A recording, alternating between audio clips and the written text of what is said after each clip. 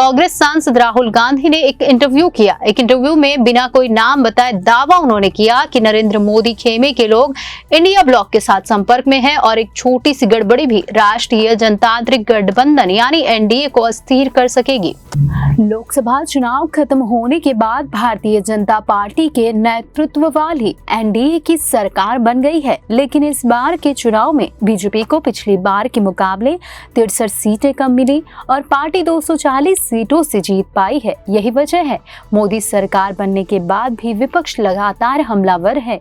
एक बार फिर राहुल गांधी ने निशाना साधा और दावा किया कि मोदी सरकार को अपना अस्तित्व बचाए रखने के लिए संघर्ष करना पड़ेगा। कांग्रेस सांसद राहुल गांधी ने एक इंटरव्यू में बिना कोई नाम बताए ये भी दावा किया कि नरेंद्र मोदी खेमे के लोग इंडिया ब्लॉक के साथ संपर्क में है। कोई छोटी सी गड़बड़ी भी राष्ट्रीय जनतांत्रिक गठबंधन यानी एनडीए को अस्थिर कर सकती है, जिसने बीजेपी के नेतृत्व में सरकार बनाई है।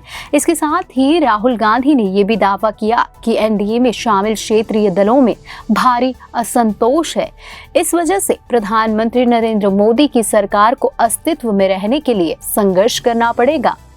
एक रिपोर्ट्स के अनुसार राहुल गांधी ने कहा, मोदी सरकार में संख्या ऐसी है कि बहुत नाजुक स्थिति में है और छोटी सी गड़बड़ी सरकार गिरा सकती है। इसके लिए सिर्फ एक सहयोगी को दूसरी तरफ मुड़ना होगा। हालांकि राहुल गांधी ने अपने दावों के बारे में और विस्तार से बताने से इनकार किया। लोकसभा चुनाव में इंडिया ब्लॉक की बढ़त दर्शाते हुए राहुल गांधी ने कहा, बीजेपी का बुनियादी ढांचा और धार्मिक वैमनस्यता फैलाने की उनकी विचारधारा चरमरा गई है। भारतीय राजनीति में एक बड़ा बदलाव आया। यही वजह है इस बार सत्तारूढ़ गठबंधन संघर्ष करेगा, क्योंकि 2014 और 2019 में नरेंद्र मोदी के लिए जो काम आया वो इस बार काम नहीं कर रहा।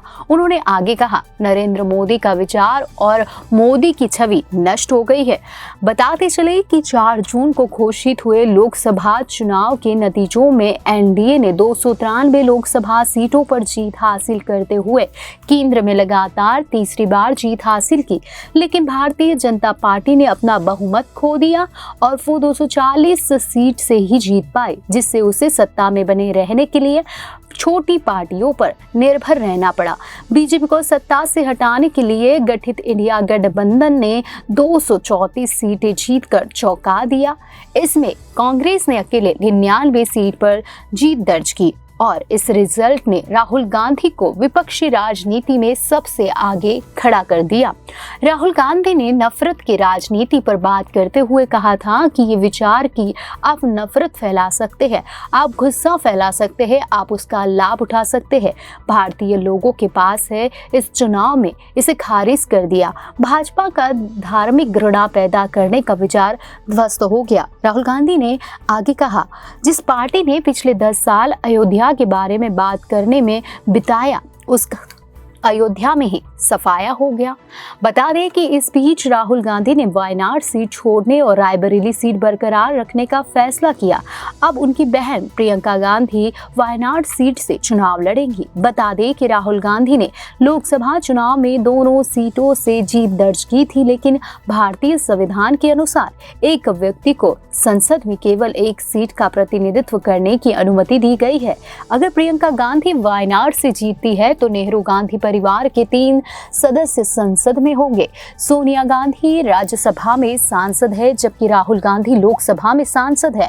हालांकि इसके बाद भाजपा को एक बार फिर वंशवाद पर हमला करने का एक और मौका मिल सकता है।